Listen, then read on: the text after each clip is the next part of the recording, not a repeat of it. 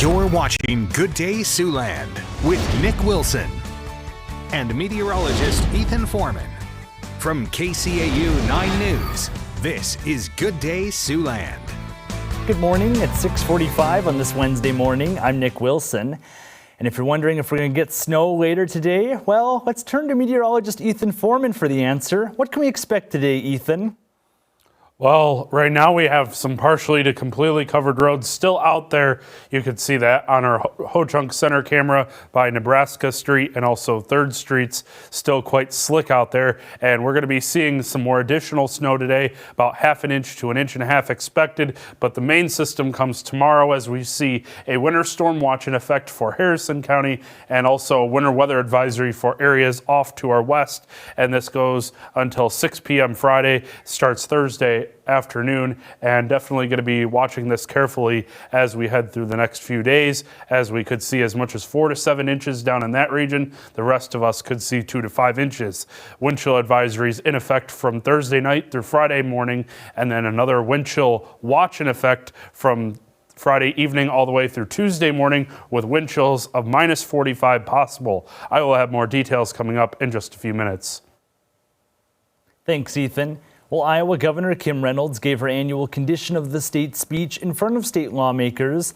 In that speech, the governor laid out her priorities for the year, including education and income tax reform. Reporter Zach Fisher shares the big takeaways and early reactions from both sides of the aisle. Under my proposal, AEAs will focus solely on students with disabilities, as they should.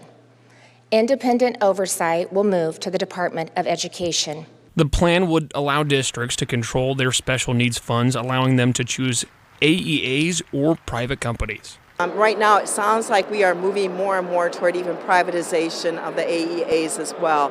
So I really want to see, we all do, we want to see the details. Increasing teacher wages is something the Democrats have asked for a while, and Reynolds introduced a bill that would do just that. Tonight, I'm asking the legislature to invest $96 million in new money to increase starting pay by 50%. That was a pretty quick clap and applause and a rise by the body. I think you're going to see a lot of interest in wanting to do something when it comes to getting us into those higher levels across the country. 2 years into a new personal income tax code, and the governor says the plan's going well enough. She wants to lower rates even more this year. I'm proposing a bill that reduces the income tax rate to a flat 3.65%. We want to go as low as we can. We want to do it responsibly, though. And so that's where it's just a math problem as far as what it looks like in the out years. Not good news to the 500,000 Iowans who don't receive any benefit from this plan, right? So Iowans who aren't paying income taxes right now will see no change in their benefits.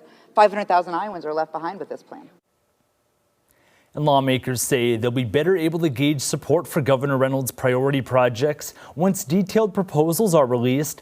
That'll likely happen over the next few days. Well, meanwhile, South Dakota Governor Kristi Noem also addressed her state's lawmakers and citizens in her annual State of the State address. Governor Noem's remarks highlighted her Freedom Works Here campaign, which aims to encourage people to move to South Dakota to help fill open job opportunities. She discussed ways to make the state a more attractive place to work, such as further occupation licensing reform. She also reiterated what she sees as the role of state government. Overall, it was a message that resounded with Republican legislators. My goal as governor has never been to create a government that does everything for people, but to create a government that empowers our people to do things for themselves. In the years that I've been listening to speeches, this is really one of those that said, yes, Governor, these are the things you're doing, you're telling us our messages, and you're also continuing to sell the freedoms of South Dakota to our country.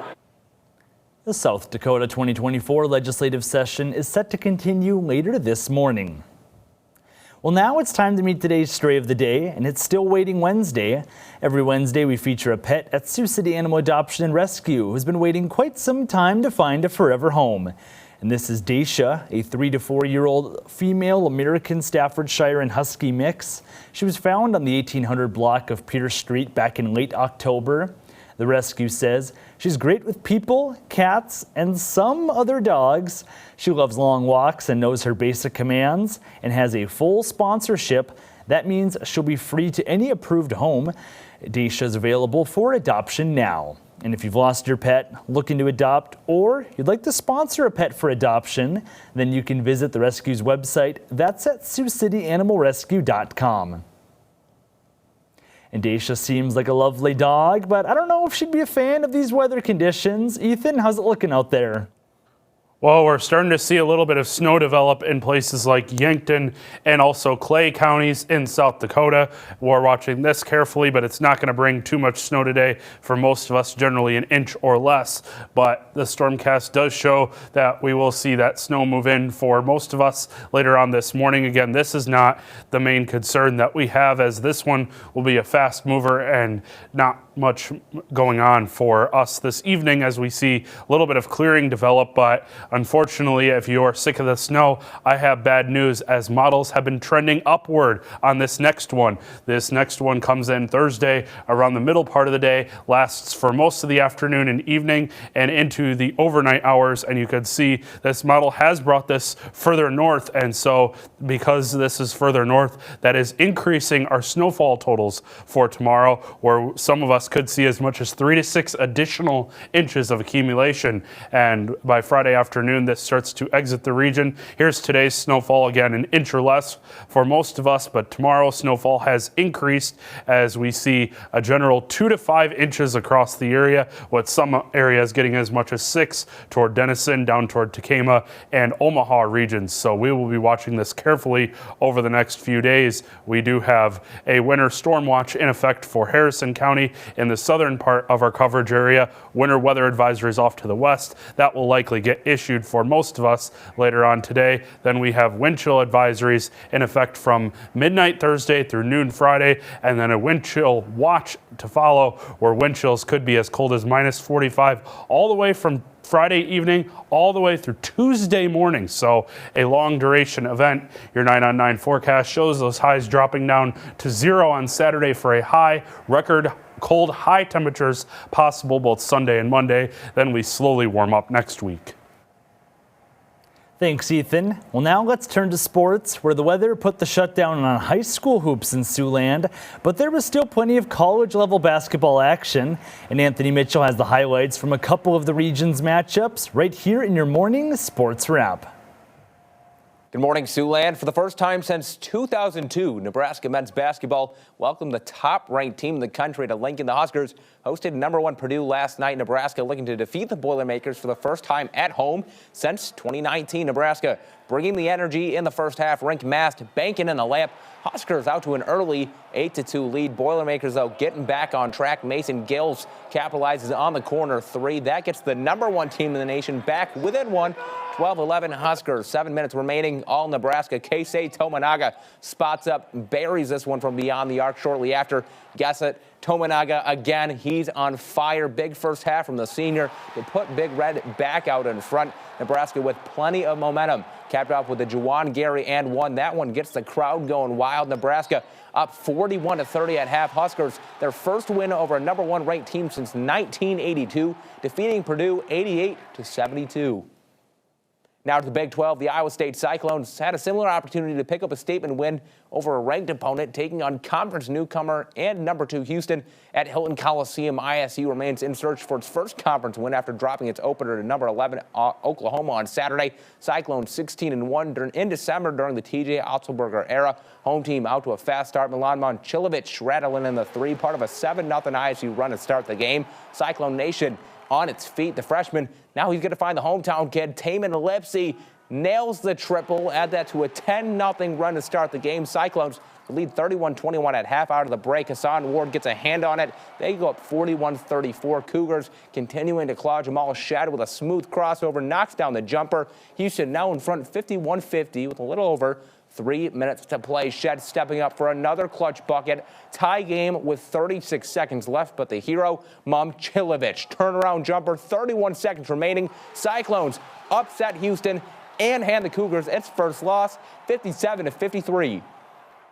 Well, yesterday, unfortunately, no high school hoops here in Siouxland due to the weather, but that wasn't enough to stop Briarcliff Wrestling as the Chargers hit the mats for its first home duel of the season, hosting Jamestown in a GPAC battle. Jimmy's won the duel last year. Chance for the Chargers to flip the script here in 2024 at 165. BCU up 21-zip. Ben Peters helping the cause, picking up 3 points on the near fall, and he wasn't finished there. The redshirt senior earning 3 more with another near fall. Peters puts 3 on the board via 10-8 decision. 24-0 home team. Jimmy's with an answer in 184. Deontay Taylor pushing for the pin over Briarcliff, and he gets it. Jamestown on the board 30-6. Ending in heavyweights, Briarcliff's Owen Allen and Chant Robinson tied at ones. This one going into the tiebreaker. Allen on bottom breaks free for the escape. He needs 3-2 sudden victory for Allen. Briarcliff wins the duel 33-12. And that'll be all for sports. Have a good day, Siouxland. Well, now let's take a look at this morning's top stories, what you need to know before you go. Following months of negative numbers surrounding construction delays at the new Woodbury County Jail and Law Enforcement Center, county supervisors have approved a related proposal with some positive financial news. Through December, only about $16,000 of the jail's $1 million building services budget was allocated. Last night, supervisors approved transferring $900,000 to the General Basic Fund to help fill a projected shortfall in the county budget for fiscal year 2025. The move should close the budget gap to about $94,000. So we budgeted based upon the initial opening dates, and we're in the reality right now where it's not open. So we've been taxing for all these positions in building services, custodian positions, which are not being filled because there is no law enforcement center to clean. Following the vote, Chairman Ung is hopeful the county will be able to maintain a flat tax levy next fiscal year. Those are dollars that the taxpayers deserve to see reflected and used instead of taxing property again for the same thing. And we also have obviously we're going to be budgeting for a full year of federal revenues from the law enforcement center opening, certainly by July 1, which is the start of the fiscal year. County supervisors hold their next meeting January 16th. Construction at the jail is now projected to be finished by April 9th. Well, elsewhere, this week's snowfall is presenting some extra challenges for public service workers. That includes mail carriers with the U.S. Postal Service. Unshoveled sidewalks or snowy porches and stairs create hazards for those working to deliver the mail. A spokesperson for the USPS says there's a few areas you can focus on clearing first to help out those workers. The safety of our carriers is our top priority. So helping us out by clearing a path to the mailboxes, both on the house and at the curbside, is really great for us. We'd really appreciate that. If the carriers cannot get to the mailbox safely, your mail will not be delivered that day. Also important to remember in Sioux City, you have 24 hours after the snow is finished falling to clear your sidewalks, or you could face a fine. Well, meanwhile, we have not seen any school closings this morning, but many area schools will start late today. That includes the Sergeant Bluff Luton Community School District and Siouxland Christian School here in Sioux City. For a full list of late starts, just go to our website, siouxlandproud.com. And this week's snowstorm continues to have an effect on garbage pickup in Sioux City. On both Monday and Tuesday, Gill Hauling suspended garbage and recycling collection because of the storm, including the road conditions and safety concerns. This week's garbage collection will now take place from today through Sunday. Then next week, there will be no collection on Monday due to Martin Luther King Jr. Day. So the pickup schedule will shift to Tuesday through Saturday, just like during last month's holidays. Now for one final look at our forecast, what can we expect to see today, Ethan? Well, Nick, we have some more snow showers on the way again, and cool as we see a high of 23 degrees. Unfortunately, our warmest day for the next 9 in the 9 on 9 forecast. We see snow showers early tonight, partly cloudy and cold night on the way as we fall to 6 an inch or less of snow accumulation expected today. Then another 2 to 5 inches possible tomorrow into Friday. Then it gets really windy, and we see wind chill advisories and watches issued for Friday all the way through Tuesday of next week. Likely get extended into warnings as well, and we see those highs only of 10 below on Sunday, feeling more like 20 to 30 below, and wind chills overnight as cold as 45 below zero. Not looking forward to those chilly conditions. Thanks, Ethan. And thank you for waking up with us for Good Day Siouxland. Check our website for the latest in news, weather, and sports. Have a great rest of your morning, and we'll see you back here again at midday on KCAU 9 News at 11:30.